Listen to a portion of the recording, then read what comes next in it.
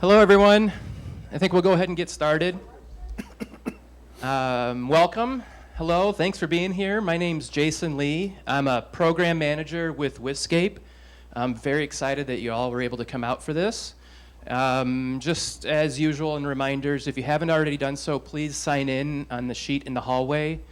If you'd like to receive updates about Wiscape events and other publications that we'll be releasing still this spring.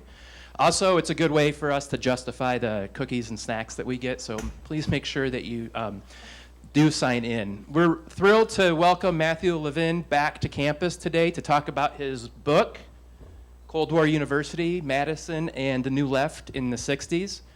Matt received his PhD from here at UW-Madison in history, and he still is in the area teaching high school in McFarland.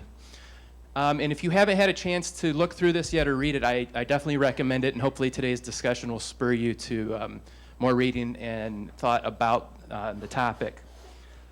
In the book, Matt makes the case and describes basically how the Cold War influenced and impacted higher education and the reaction to that.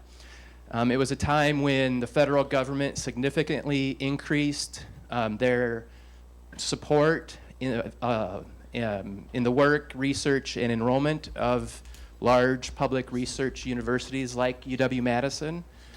That created a working collaboration between higher education and the federal government and the policies of the federal government surrounding the Cold War. And it impacted the missions in many ways of colleges and universities across the higher education landscape. UW-Madison is an excellent case study for that connection, and it's also a hub of resistance to many of those same policies and the student activism that came as a result. And both those policies and tradition of engagement and activism are things that remain with us today.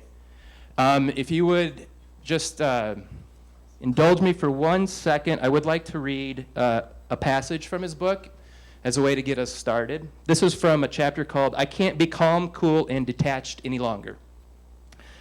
So the protest movement that had developed in the early 60s was focused on civil rights, free speech, President Johnson's handling of Vietnam, and other national issues. But it would ultimately turn its attention to the University of Wisconsin's Cold War moorings, even as it continued to be fueled by the Cold War's impact on the structures of higher education. He goes on to say, the late 60s would see a huge expansion of the New Left, with students funneling their energy in many different directions. But the issue of the Cold War, and especially the role of higher education in the development and execution of American foreign policy, would remain near the center of the era's activism. I think we'll have questions throughout and at the end. So in the meantime, just sit back, grab some food, and join me in welcoming Matt. Thanks, Jason. Thanks for having me.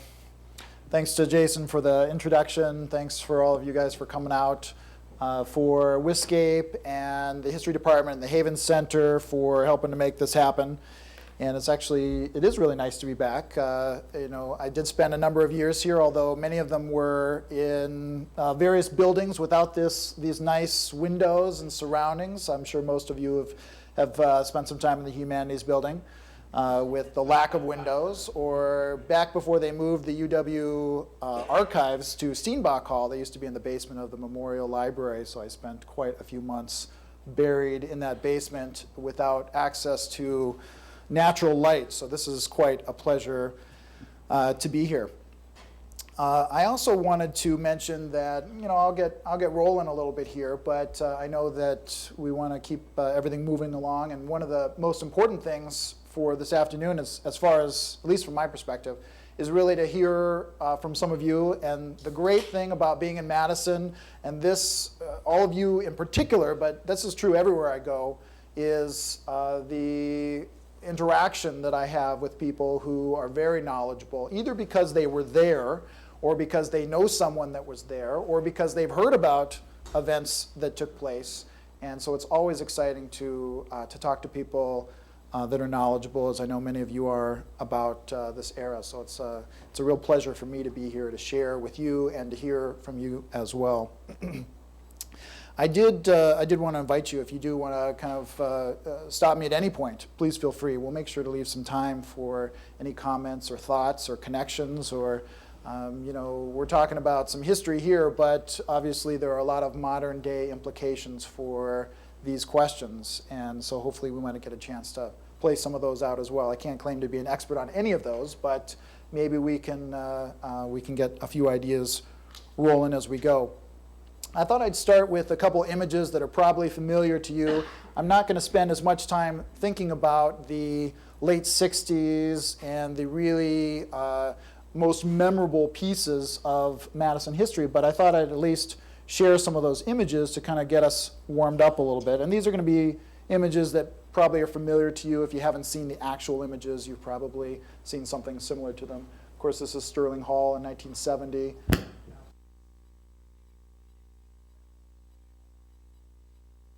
This is a famous image of the 1967 Dow demonstration outside of Commerce Hall, looking over a social science building across the way there. And these are a couple of the more memorable images. Here's another one from the Dow demonstration that became quite famous, of the sort of melee that took place outside of Commerce Hall as the demonstration progressed.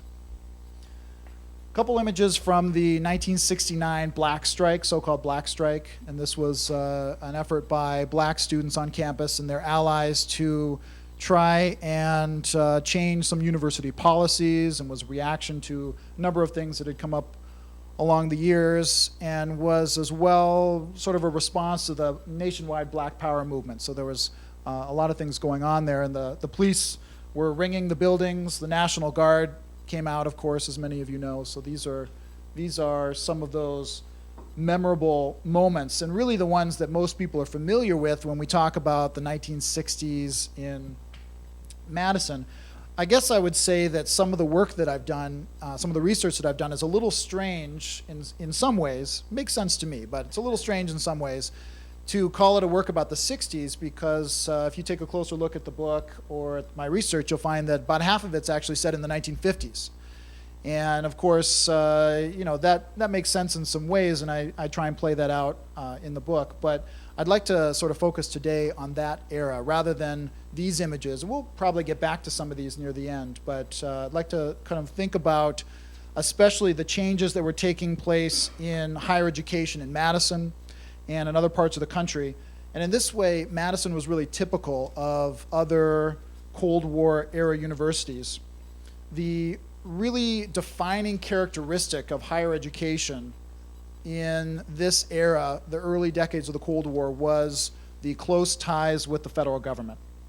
Those ties reflected the important place of higher education in the nation's life at the time, and especially the important role that universities were expected to play in the Cold War struggle with the Soviet Union. So universities really became more central than they already had been. Of course, they've always played an important role in American life, but the Cold War saw that role intensified in some significant ways, and then that role would come back to play an important piece in these kinds of events here. Wisconsin turned into one of many what we might call Cold War universities that developed during these years with a massive influx of dollars into university hands. In my research, I write about what I call the contradiction in American higher education that emerged during these years.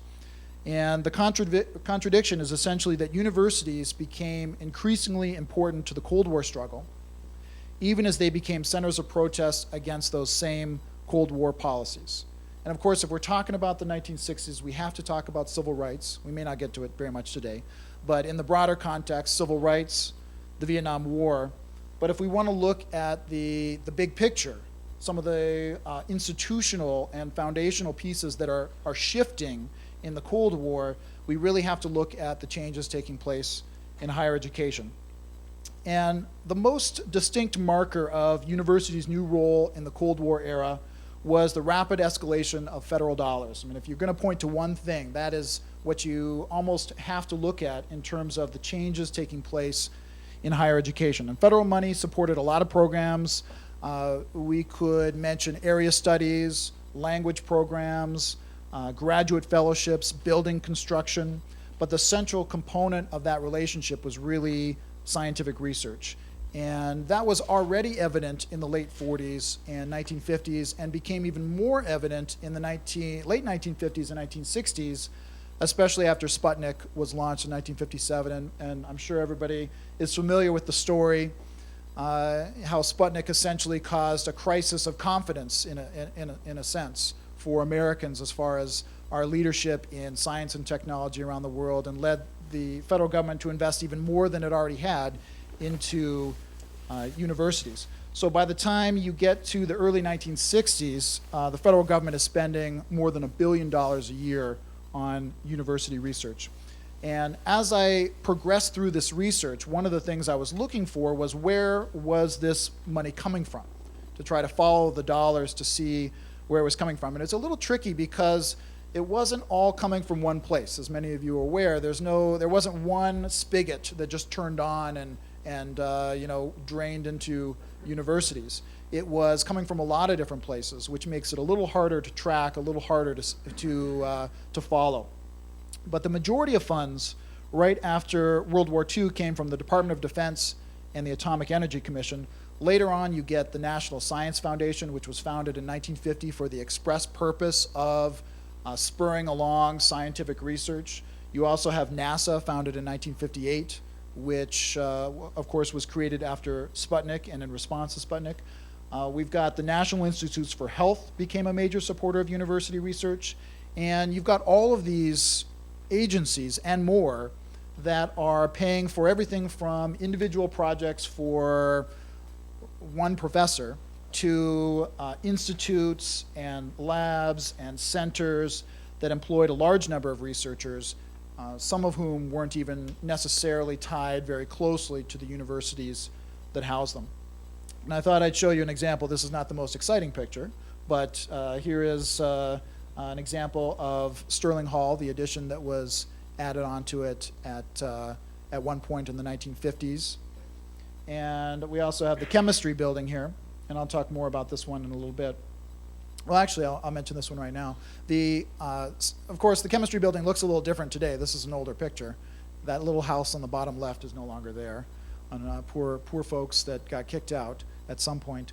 But the chemistry building includes a couple different parts, and these two parts were built in the 1950s and 1960s. The one on the right is the Daniels wing of the chemistry building, which really brings together some of these threads that I looked into, in the sense that the money for the building partly came from the federal government. So it wasn't that the federal government directly built the buildings on campus very often, but the dollars that came to campus supported the construction boom. And the chemistry building was one piece of that.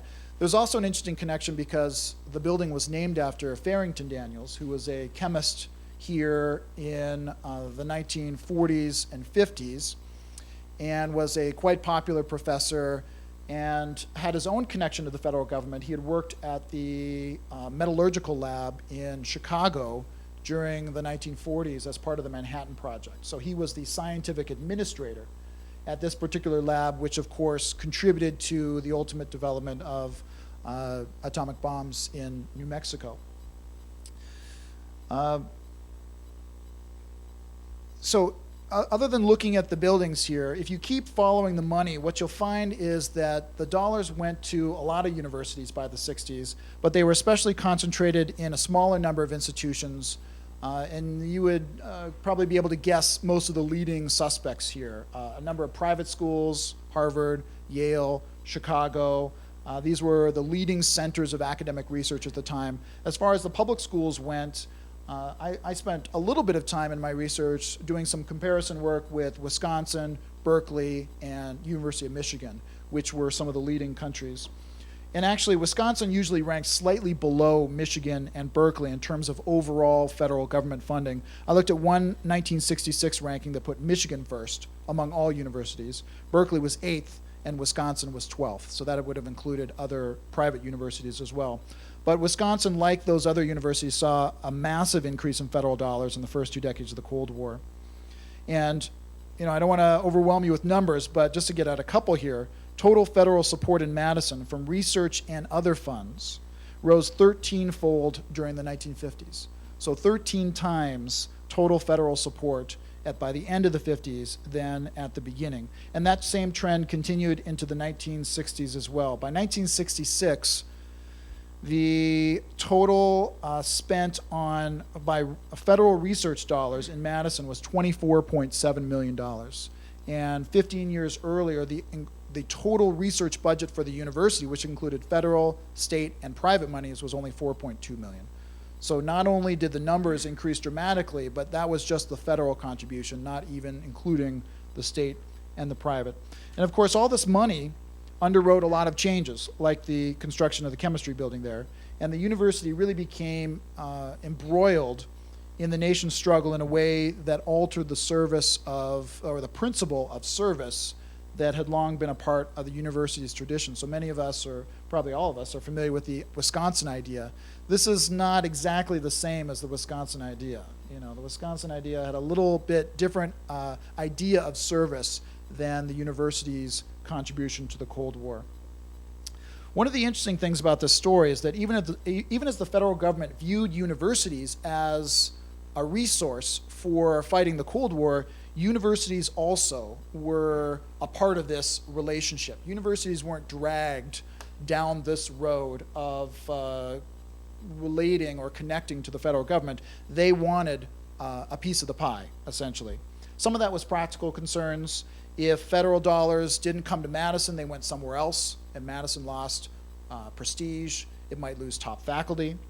Some of it was also the belief that the university actually had a real role to play in the Cold War struggle. And many folks at the university, administrators, faculty members, would have made that argument in the 1950s that the university deserved or was in the place to make an important contribution.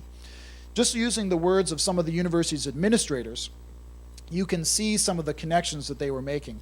E.B. Fred, some of you might be familiar with his name. He was the president of the university from 1945 to 1958, and he himself had worked during World War II for the federal government. He was a bacteriologist, if I remember correctly. And for him, the university's traditional goal of developing competent citizens blended easily with the nation's Cold War struggle. And as he put it, in 1951, I believe that 4 years of attendance at the University of Wisconsin makes our young people better men and women, better citizens, and better defenders of the American way of life. American education is the rock against which the wave of communism shall inevitably break and ebb away. So there were some concerns at the time. These changes did not take place without some people stopping along the way and asking some questions and raising some red flags. One of those concerns was about the size of the federal government, and that should be familiar to us today, and the concern that the federal government was overreaching in the case of its relationship with higher education.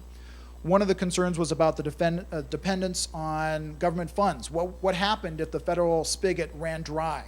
What would the university do then? Did it want to commit under the assumption that these funds would continue?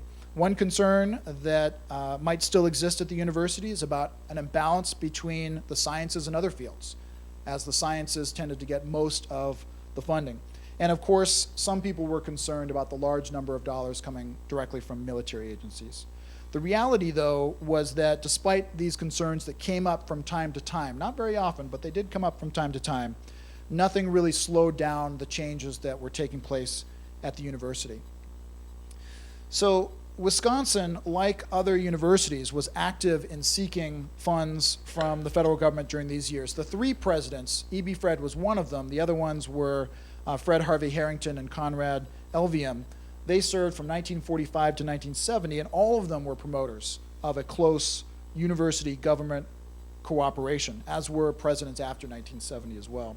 And I mentioned some of the numbers at Wisconsin already, the 13-fold increase that took place in the 1950s, and most of these came from a small number of government agencies. So for example, between 1950 and 1960, the Atomic Energy Commission, their funding here in Madison grew from $180,000 to $900,000. From the National Science Foundation, which had only come into being in 1950, so the funding had been zero, they were funneling $2.6 million to the university 10 years later.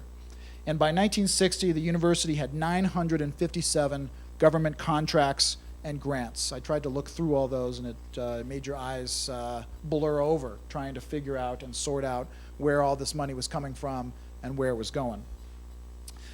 And as many of you know, within this complex web of contracts, probably the most prominent of the links between Wisconsin and the Cold War was the university's Army Math Research Center. And again, here is the image of the addition made to Sterling Hall at some point during this era. Most of the research in higher education before World War II had been closely related to university's basic teaching mission. Researchers carried on normal teaching duties, but the Cold War saw a spread of institutes, labs, centers, other campus units that operated with varying degrees of autonomy. And some of the most famous examples that might be familiar to you are the California Institute of Technology's Jet Propulsion Lab, Johns Hopkins Applied Physics Lab, Berkeley's Radiation Lab. The list could go on. These are some of the most prominent that emerged around this time period. Each of these, like the Army Math Research Center, stood at what we might call the nexus of the government higher education relationship. These were sites where federal government and university funding, staff, and interest overlapped. At Wisconsin, some of the members of the Army Math Research Center were regular faculty members affiliated with other departments on campus. Some of them were visiting researchers who were on campus just for a semester or maybe a year and had no connection with other parts of the university. Of course, both the Army and the university recognized the defense-related significance of the center. President Fred again saw the center's establishment in 1956 as both an opportunity and a responsibility for the university. As he put it, an opportunity to make Wisconsin one of the great math centers of America, a responsibility to do so in the interest of our national strength, both military and scientific. Of course, it didn't hurt that the university was spending, or the Army, was spending $1 million a year by the late 60s to support the center.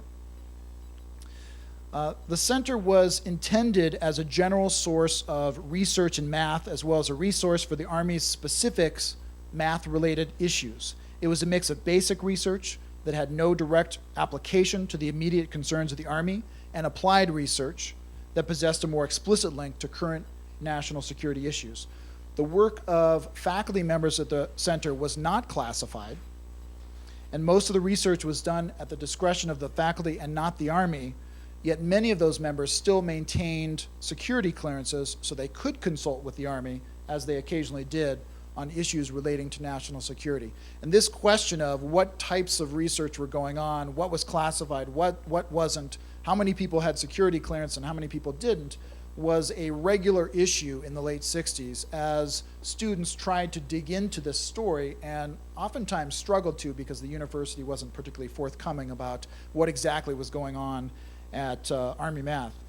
It's kind of interesting that when the center arrived on campus in the 1950s, there was no protest. It was kind of a quiet event, and if anything, it was a celebration rather than provoking any concern. By the end of the 60s, though, as the pace of student protests quickened and the issue of the university's relationship with the federal government and the Cold War moved to the center of radical concerns, the Army Math Research Center would come to symbolize one of the worst excesses of university government cooperation. And in 1970, of course, it would become the site of one of the most notorious events in the university's history. I've read, I'm not 100% sure on this, but I've read that it was the foremost example of domestic terrorism until 1995 and the Oklahoma City bombing there. So part of the story of the 60s on the nation's colleges and universities is about the changing relationship between the federal government and higher education and the changing purposes of universities altogether. But there is another side to the story that I wanted to spend a few minutes talking about, that it wasn't just Cold War-related research and other ties with the federal government that spurred on campus protests, but rather the incredible expansion of higher education itself, much of it underwritten by those federal government dollars, helped fuel the era's upheaval. So taking a look at the numbers real quick, it starts to get a little dicey. We can see an incredible increase in student enrollment, and there's a number of factors. So certainly we want to recognize the significance of the GI Bill. We want to understand that college education was becoming more and more important in order to be successful in the American economy and in the job market. So there were a number of reasons why more people were going to school. The baby boom obviously would increase enrollment, but the baby boom doesn't really affect colleges until the 1960s. And what we see is that the trend starts much before that in terms of the increasing enrollment. So we can't attribute that enrollment exclusively to one cause or another. It was really a combination of a number of causes. The numbers, though, are pretty stark.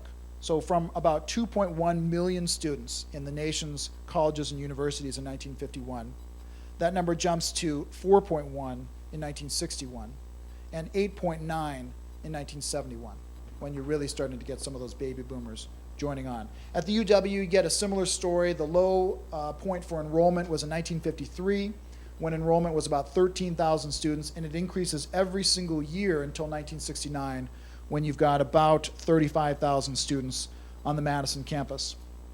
In the middle 50s, a few years after this expansion had started and the trend was noticeable, President Fred made explicit his support for growth, suggesting that higher enrollments offered a number of advantages, including stronger national defense. As he put it, the increased number of college and university graduates, he said this in the Alumni magazine in 1955, will provide a large reservoir of talent in the arts, sciences, and professions, thus adding to our nation's cultural, economic, and, if you please, military strength. It's one thing to have more students in colleges and universities, but that doesn't guarantee a powerful protest movement. What it did do, as my advisor in the history department, Jeremy Surrey, put it, it helped create the infrastructure for the era's upheaval. Trained in research, steeped in critical inquiry, disillusioned with the increasing scale of university education, and convinced that higher education had shifted from its foundations, students on crowded campuses like Madison found it easier to organize their generation as the 60s developed. On top of that, the reality of the 60s, of the New Left, is that it was always a minority movement, even among university students, and even on notably activist campuses like Wisconsin or Berkeley. So you can make an argument that there certainly would have been a New Left even if university enrollment, some of that enrollment underwritten by the federal government and the Cold War, even if that enrollment had stayed constant through the early decades of the Cold War, but those increasing student populations made possible by, to a significant degree, by the influx of federal government support, amplified the voice of student radicals. Just to give one example, one of the events that I write about, or I did some research on, I wanted to show you this picture as well. I skipped over this one, but this is graduation. I think this was in the early 60s. I can't remember the exact year, but this was, to me, a good way of representing the size, the increasing size of the student body as the stacks of diplomas were waiting to be handed out and the large crowd of graduates in the crowd at Camp Randall there. So this is one of those events as far as looking at the impact of the Cold War on universities and the way that it was reflected in the protest movement that emerged. This isn't the most famous of the events of the 60s in Madison, probably because it ended peacefully. But the draft sit-in really highlights the contradictions of, or the contradictions in Cold War era higher education. On the one hand, the demonstration was focused on the university and its role in the draft. In other words, students were starting to look closely at the ties between the university and the federal government. And no matter how much the university claimed neutrality, which it claimed over and over and over again through these years, students were unconvinced. Later demonstrations like Dow would raise some of the same points, with students arguing that the university was essentially complicit in the Vietnam War and that its close ties with the federal government were altering its purpose. A couple more pictures of the demonstration. As I was parking today to come here, I noticed, as I have many times, the building where this took place, of course, is gone. The old administration building that many of you will recognize, and I'm sure that there were good reasons to remove it and move on to other places. But it's always it's a little sad that some of that physical history is gone. So I always like these pictures of students studying or reading. And this demonstration turned out to be pretty peaceful because the students in 1966 had not yet moved into the era where they were going to obstruct university operations. So this went on for a few days, 24 hours a day, and the students allowed the business of the university to continue. So they cleared space so that people working in the building and students who wanted to access it could continue to move in. This was a good one too, that fellow on the bottom right there smoking, or I don't know if he's smoking or just has a cigarette in his mouth. It just seems a little bit out of place these days, of course. At the same time that this demonstration was going on, the university was a much different place than it had been even just 10 years earlier. So the federal funding that helped the student population more than double during those 10 years, that increase made it possible for 400 students to gather in the administration building during those few days. 1,000 students who came together after this demonstration for an hours-long late-night meeting, and several thousand who came out onto Bascom Hall out here to listen to Chancellor Fleming talk about the issues and try and calm the situation.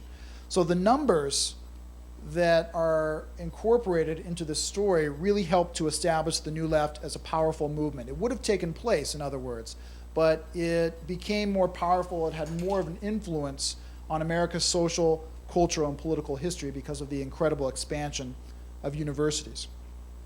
There's really so much to talk about in the history of the 60s in Madison. And of course, many of you are familiar with the emergence of groups like the Communist Labor Youth League, the Socialist Club in the 1950s, the remarkable tolerance by the university administration, most of the time, for these and other unpopular political groups. All of this took place in the home state of Joseph McCarthy, the impact of civil rights on campus, the beginnings of the protests against the war in Vietnam in the 1960s, the influence of a variety of faculty members on the student movement, and so on. But I think what I'll do here is I'll try and conclude in just a second by skipping forward a bit to the end of the 60s. And then if you want to come back, we can come back a little bit to some of these other events. And I know that it's become popular among historians, or some historians of the 60s, to shift our focus a little bit to the conservative movement that developed during these years. Sometimes that's the adult conservatives that gathered around the campaign of Barry Goldwater in 1964.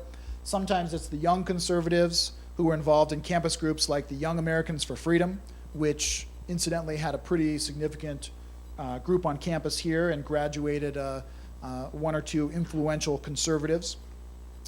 But my research specifically focuses on the idea that despite the gains of conservatives, and they were significant in the 70s, 80s, and 90s, there is still an important piece of this story to be told about the left and about the change that the New Left, even though it failed as a political movement, made on the nation's social, culture, and political landscape. The reality is that universities continued to be shaped, or continue to be shaped, by the trends that put down roots in the Cold War. The protest movements of the 60s did bring some changes. The creation of the TAA in Madison is just one example. But they certainly didn't reverse the changes that were underway. And like so many other parts of our culture and our politics, this is another legacy of the 60s that is still playing out today. So I'll leave it there. And I wanted to make sure to leave plenty of time and not go on too long for other folks who might be interested in adding a piece or maybe revising a piece. Yeah, Paul. Those of us who got to spend a little while with Fred Harvey Harrington, who was a really fine person, and discuss these things with him, were, I think, all of us puzzled, still puzzled, that he couldn't see the contradiction between the federal and military-related money that was flowing in and the consequences of it, and the problem it posed for his own vision. He was a peacenik who got William Appleton Williams placed here and ardently was against things like the Vietnam War, but could not extricate himself or the university. He was extricated forcibly from the situation. And part of it, in looking at the Dow incident, which I was in, but partly looking at that incident and then reflecting as I've been able to on the Madison Police. Former Chief David Cooper emailed me last week and said, well, you know, when the Madison Police Force was run by knuckleheads and birchers, you have to expect they would be violent at the first opportunity and many opportunities thereafter. They also loved the overtime that they collected, and sending provocateurs among the students was a way of continuing the uproar and collecting all that overtime. And somehow or other, the university officials, that certainly includes Fred, but far lesser figures, had a failure of nerve and just couldn't see there being a problem of bringing the police on campus, and paid the price. And on the other hand, the campus was in a marvelous uproar, and more students were educated in those few months and years than I've seen afterward. And I had, as a TA, my best students I've ever had. They were convinced that young people could change history. And I've never seen, I didn't see that before, and I've never seen it since in all these decades. Right. Well, that last comment that you made is one of the reasons why I was so attracted to the 60s. As I started to look for research interests and look into different topics, was because of that passion, right? And that's what has kept this project so interesting to me over the years. I'm glad you brought up Fred Harrington, and I think we could add a number of others to that list. William Sewell would have to be near the top of that list as well. The chancellor at the time of the Dow demonstrations. He only. Failure of nerve.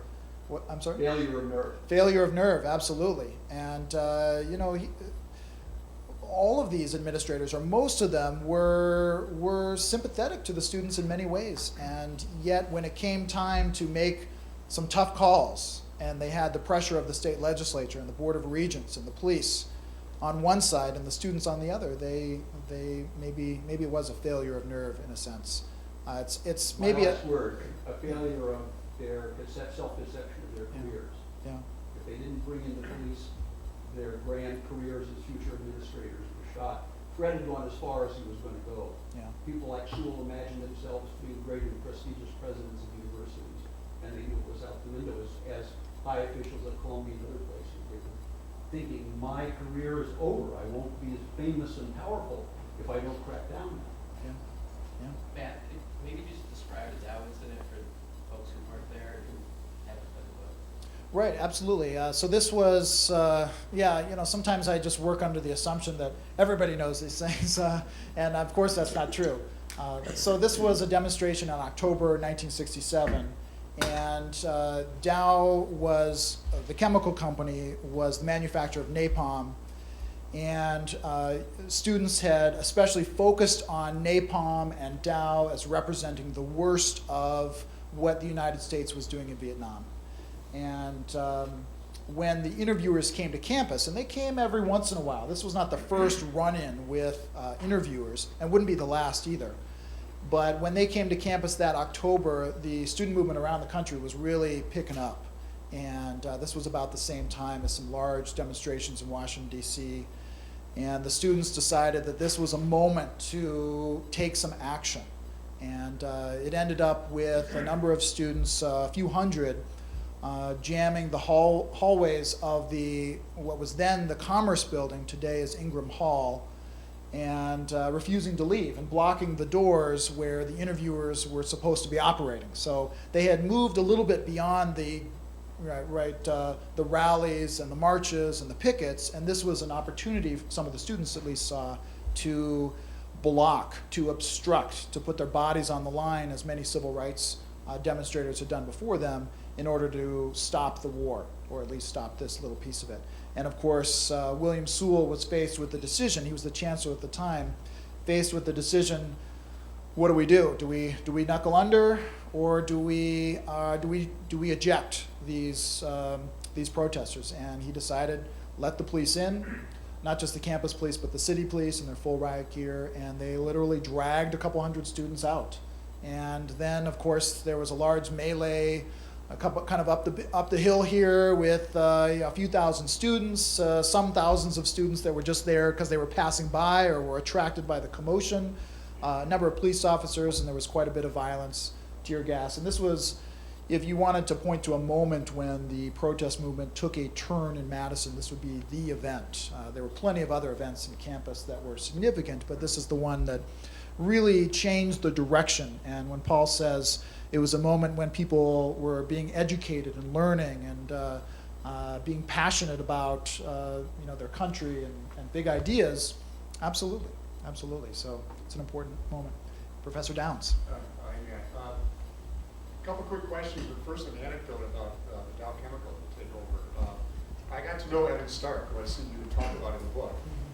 Sociology student, was a big leader in the Dow Chemical takeover and all that. He ended up leaving after that. And we've done some work together on domestic violence, so we started talking to each other through email. And I read Meredith's book. And I said, "Are you the same Evan Stark?" And he said, "Yes, I am." And he told me about a meeting he had in Sewell at the peak of all that controversy over there in commerce. And he said that Sewell went, he couldn't talk. He went absolutely silent. He was paralyzed emotionally. And then he said, "I mean this literally." And then you read, so I'm sure you've done this yourself and others in the room, you read stories about leadership, sort of like Paul's point. These guys, the leaders of universities, weren't prepared for this. I've read the unpublished history of the Columbia crisis in '68 by the political scientist who was the provost at that time, David Truman, and utterly unprepared. And I get kind of critical about some of the things they've done and the work I've done, but you look at it from a broader perspective, it's really understandable that they just didn't know how to handle this. It's a whole new kind of world, tough situation. But a couple quick questions. One is, I've always looked at the Cold War University as sort of preceded by the Second World War University. And you're talking about figures of change in terms of government contributions starting in the early 50s. How do you know to what extent the 60s compares to, say, 1945 or 1944? And the second question is, without Vietnam, would this whole story be quite different? What is, I know you've probably been asked this 1,000 times, right? But how important was Vietnam to all the really more militant stuff that happened? I mean, yes, I didn't really come here to talk much about Vietnam, but it's the background for all of this. These issues would have come up, and there would have been people sitting in rooms like us who were talking about these changes and were interested in the implications of federal government funding. And there were people that were raising questions about military funding before this, but it wouldn't, of course, have gained the same emphasis. So yeah, without the civil rights movement, without the Vietnam War, things would have looked very different, of course. So it's important to mention that. And remind me, Professor Downs, about the Second World War, right? I can only keep track of one thing at a time. Yeah, and in my research, I do write about World War II, and as almost setting a model or a precedent for what takes place afterwards. And this wasn't the first time. Even if you go back to World War I, you can see some examples of universities contributing to the war. But after World War I, that had almost entirely been dismantled. And after World War II, it wasn't. So the university and that relationship that it built up or universities and that relationship that it built up really continued after World War II in a way that hadn't existed before. So you could definitely look at World War II as that model. A lot of university professors were working for the federal government. There were military programs that were literally, the government was operating out of campus and out of campus buildings because campuses had some of the infrastructure necessary. So definitely World War II maybe sets the template for what comes later. But there were a lot of people, remember after World War II, there was this huge demobilization effort. And a lot of Americans just wanted to get back to some sense of, I guess we'll call it normalcy. And there were a few voices in the federal government and in universities who said, no, we need to continue this relationship. This is really the direction we want to keep going. So there was a moment of pullback right after World War II, but then a quick realization of kind of the ramping up. Kind of like the draft, there was a brief moment when the draft was suspended after World War II, and then it was kicked back in again after that. But yeah, there's certainly not just a switch that goes off. It's a gradual process that takes place, and it's a haphazard process because there wasn't just, again, one agency that was doing this. It was a number of agencies that were involved, and they weren't necessarily coordinating with each other. So it was a little piece of this and a little piece of that, and it built into these significant changes over the course of a few years or maybe a decade. Yeah? It seems like your book is mostly focused around student protests regarding civil rights and the Vietnam War. I'm curious if in your research at all you also hit on student movements, activity around the environmental movement, either build up to Earth Day or after Earth Day. Right. I've been digging around in the Steamboat archives and haven't had a chance to really dive into the student newspapers, which is kind of a Right. rabbit hole, but Right. haven't been able to find very many documents about student activity around ecology or the environmental movement. Yeah, and well, a couple things that come to mind real quick. I didn't spend a lot of time in the late '60s, and this is why, like Evan Stark, when I conducted interviews for oral history interviews for my research, I really stuck to the '50s and early '60s, which was the part of the story that hadn't been told, and so I wanted to make sure to focus my attention there. There definitely was an interest in the environment, and the first time I saw it popping up was at the end of the 60s, 69, 70. If you do go back and read the Daily Cardinal or even the Badger Herald, which started, I think it was 1969, you'll see an interest. You'll see articles about the lake or the lakes and some of those issues.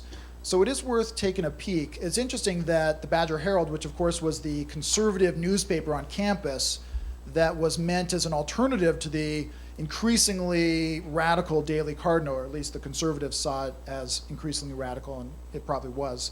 The Badger Herald was interested in environmental issues too. Those early conservative students were not your modern day conservatives in some ways. So even the conservative students were interested in issues like women's rights, ending the draft, and the early environmental movement. So it was a concern on campus, but I really didn't come across it too much. So I guess you're gonna have to keep digging through those archives. Yeah. So we're talking about the new left, and I think of the old. I have some preconceptions about the old left, but I'd love to hear anyone speak to me about what these people would consider, these students would consider the old left. And if anyone wants to touch on how labor may or may not have influenced this population, whether their grandparents engaged in strikes. For me, my grandfather was a rabid conservative and talked about the bane of communism. So I got the, and that kind of pushed my curiosity the opposite direction. So anyone? Well, I'll make a comment and then I'll open it up if anyone else wants to jump in. And I'll simply say that there definitely was a connection between the old left, which was more of a focused around labor and working unions and such, and the new left. One of the important connections, and many of you are already aware of this, is the family connections of a lot of these young activists in the 1950s and 60s. Many of them came from families where their parents or perhaps their grandparents had been involved in labor movements and some of the radical working class politics of the early 1900s. So there was definitely a lot of students who came with that background. Now the new left saw itself as distinct from the old left, right? They made that distinction. But sometimes that distinction was maybe a little overblown. So I don't know if anyone else wants to jump in. I hesitate to say more, but I guess I will. The campaign to get the referendum against the Vietnam War in 1968 and 1970 was very much a community movement, more than a student movement, but drawing on students. And the diaspora descendants of the Popular Front, old left, were quietly prominent in this effort, as they had been in trying to organize the relation to Oscar Mayer and Gischel before it closed since 1950, if not before in some other ways. When Paul Sutherland first ran for city council and then for mayor, the forces behind him were the Women's International League for Peace and Freedom, which was the combination of pacifists and lefties. and the refounders of the NAACP were always, in those days, leaning leftward in Madison. So they were never absent. They were more present in the community than they were on the university. They chose not to be so immediately present. And they ardently supported liberals and left-leaning people in the Democratic Party, which made them different from the new left that was much more skeptical about the Democratic Party. And on the environment, Gaylord Nelson asked Paul Southerland to give the Earth Day speech in some prominent place downtown. It was a sign that that Earth Day was going to become more respectable and more mainstream than the radical campus movements have been. Yeah. Yeah, one of the questions that that people have posed with me on numerous occasions is why Madison? That is, why wasn't it Minnesota or Iowa or even Madison really at some levels bypass Michigan in its opposition to the war? Yeah. Bill Ayers in a recent visit to Madison recounted how as a leader, as a figure at SDS, he hated to come to Madison, and I asked him why was that, coming over from Ann Arbor, and he said, there were real Marxists here. Scary crowd, huh? Yeah, my question has to do with something you referenced in passing, and that is the shifting away from the mission of the Wisconsin idea toward the university becoming more of a national than international, federally subsidized corporate university. That's one theme I'm very interested in. The other, getting back to that, why Madison, the deeper oppositional culture of critical thinking, of critical faculty, and so on, and the fact that that's largely disappeared. And I'd love to get a handle on that. There's been a very fantastic restructuring of not just Wisconsin, but the modern American university, in part coming as an aftermath to the disruptions of the 60s. Yeah, and there, American higher education has continued to evolve since this era for sure. And why Madison? That's a tough question to answer. Part of it does have to do with Madison's prestige and I think the fact that it maybe became entwined in the Cold War even more so than a lot of other universities, more so maybe than Iowa or Minnesota. So I think that's part of the story. And part of the story is just that there were some things, and I try and talk about this in my research, there were some things that were unique about Madison, that were different about Madison than other places. And some of that goes back to the administration and President Fred, despite some failings, or what I would consider failings, was relatively tolerant of groups like the Labor Youth League. There was no other university in the country for a few years in the middle 50s that had this organization on its campus. They just banned it. They sent it underground. And the University of Wisconsin tolerated it. They weren't happy about it. And they did eventually chase it off campus by a variety of restrictions. But they didn't ban it outright. And they didn't ban other organizations that were potentially subversive outright. There's also the faculty.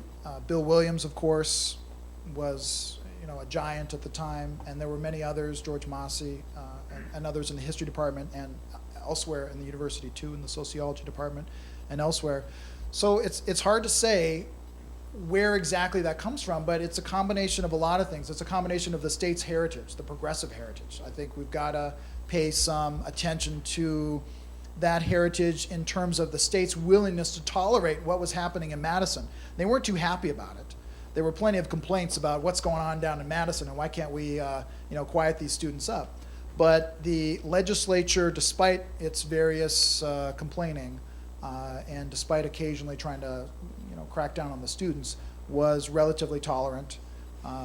And the administration, which was ultimately responsible to the Board of Regents, was relatively tolerant. So there's a lot of factors that come into play there, and it's hard to dish out exactly why, but I think we can say that at the same time that Madison was typical of other universities in higher education in the changes in the Cold War, that it was also unique in some ways, and that plays into what goes on here. The same way that Berkeley is unique in some ways and has some of its own heritage, and that certainly helps explain what happened there, too. The question of service is an interesting one, and it's one that I really didn't spend much time looking into, but it certainly interested me in the ways that, you know, the way that the university thought of itself changed. And of course, I think people still today like to talk about the Wisconsin idea, like to hold it up as this proud tradition, but I'm not sure that it really applies the same way that it did a few generations ago.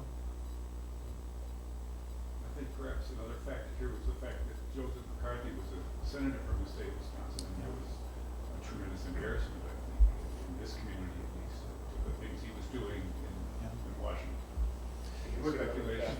Speculation as to whether he would ever come here to Madison and pull some of his crap or not. Yeah, you think back in the Senate, we announced him about oil fields back in the 50s when a few people back in the Senate said do that.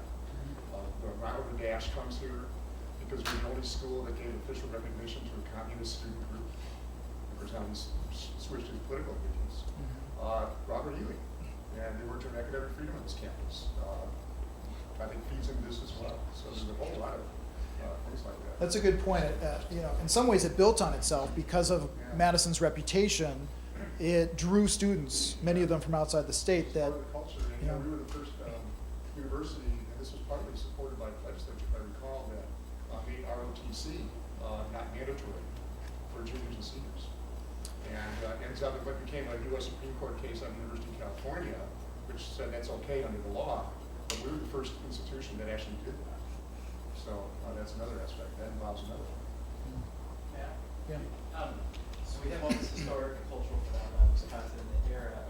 Did you find examples of, I don't know what to call it, mechanisms in student activism that translated from cohort to cohort? I mean, you in your book, you talk about in the early 50s, sit-ins against mandatory ROTC participation. It's early 50s, or if not 1950, and then the explosion in the 60s, and then the environmental movement in the 70s, and establishment of the TAA. So there's all these linkages to things, some including TAA, that still exist. Were there, did you find examples of mechanisms outside of the historic cultural phenomenon that students did to translate from one generation to the next, or cohort to the next, or did it sort of evolve more organically? I'm not sure, to be honest. I'm not sure. I mean, students were drawing on examples. They were drawing on their own history or the history of the country. They were drawing on the civil rights movement. They were drawing on the peace movement, which nationally was engaged in activism in the 1950s. I'm not sure how to answer that, to be honest. I'm not sure if anyone else wants to jump in and. Among the institutions which perpetuated on and on where connections between generations was probably the Green Lantern. The Eden Co-op, yeah. Continuous all the way through. Yeah, as far as a space where kind of radicals came to gather and talk and socialize, absolutely. And I can't remember, into the 50s particularly. By the 60s and the late 60s, the movement had grown so much that it didn't need these spaces anymore. But back in the 1950s, when it was a smaller movement, sometimes it was operating out of people's, apartments too, or rooms. They were sort of the center of what was going on. All right, we probably have time for one more.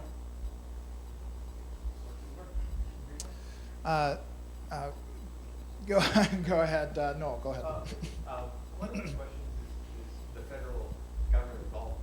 And what I mean by that is just look at the history of Madison or other campuses. 1862, Right. we brought in mechanical arts, engineering, agriculture, military, right? Right. Smith-Lemmer Act, 1914, cooperative extension throughout the country.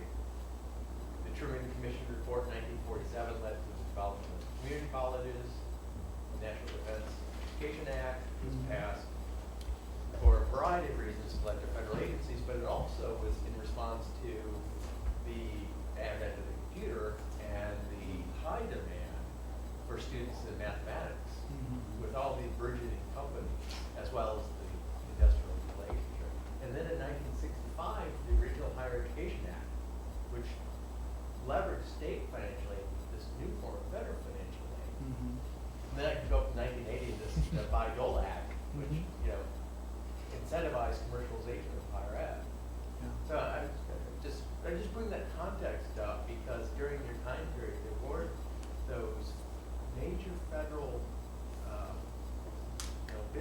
Right. that were largely appropriations to either institutions or students or some combination thereof. Right, and yeah, so there's a long history of this relationship and as it developed, and thanks for drawing on that long context for sure. Yeah, Alan? I just want to touch on one more theme that hasn't been mentioned here, and that is the shift in the 60s on the whole authority of the university in terms of student life. Mm-hmm. The curfews Right. and dorm regulations and so on, that actually was an important component of the assertion of the women's movement early on. The whole thing around, in loco parentis, that the university had authority over the body of the students on campus, bodies, literally and figuratively. And that part, we often talk about the anti-war movement, the civil rights movement, but there was within it a student movement for student rights and for this, assertion against the authority, sometimes quite authoritarian authority of administrations across the country, here in Madison as well. I can remember when I was still, I think, in high school, I read an article in Life magazine about how they had co-ed dorms in Madison, Wisconsin. They made a big article. It was like, this is what, an incredible, unimaginable thing on college campus. And you said Yeah, and if you want to look for one part of campus life that really changed, that would be it. And students were very successful in demanding and ultimately getting more freedoms on campus, for sure. I mean, we look at that, and sometimes it gets lost in the big story about the war and the frustration. Students are kind of banging their heads against the wall as far as the war goes, but they're having quite a bit of success when it comes to some of those student regulations, for sure. So that's an interesting part of the story. And there were other pieces of that too, forming a co-op bookstore. I mean, getting higher wages for student employees, better parking. And these issues came up all the time as I was doing research, and I didn't pay a ton of attention to them, but they were always there, and sometimes they were even more important to students than the big issues, right? Yeah. I think there was maybe one more comment, and then we'll let you guys go. Oh, maybe it's a bit, or was it you? Go ahead. Oh, no, I just said coffee in the building because I went to school here and I was an education major. This building's really different now, so I think the students have demanded something else. Go ahead, what were you talking about? Well, maybe it's too big of a question, but I wanted even though this has nothing to do with the research for the book per se, the Cold War is clearly over, has been for a long time. The funding pattern for the university is radically different, but nonetheless, I mean, if you look at just a cursory look at the landscape of the university, it's transforming constantly, and there's a big difference between things get funded and things that don't get funded. I just wonder if you have, some sense of how the university is transformed in its mission today, and the role that, private corporate money plays, the smaller role that the state plays in funding the university. I think that's a question that all of us here are concerned about, for sure. And I think we're going to have to leave it as an open question because, I'm as interested in it as anybody else, and I follow the stories in the newspaper like everybody else, but it's not something that I think I could maybe add too much to. But I think that's a conversation that we definitely want to continue to have. And that's the question coming out of a lot of this. Right. Where is the university today? Where is it heading? Who's driving it? And what can we do to make it a better place?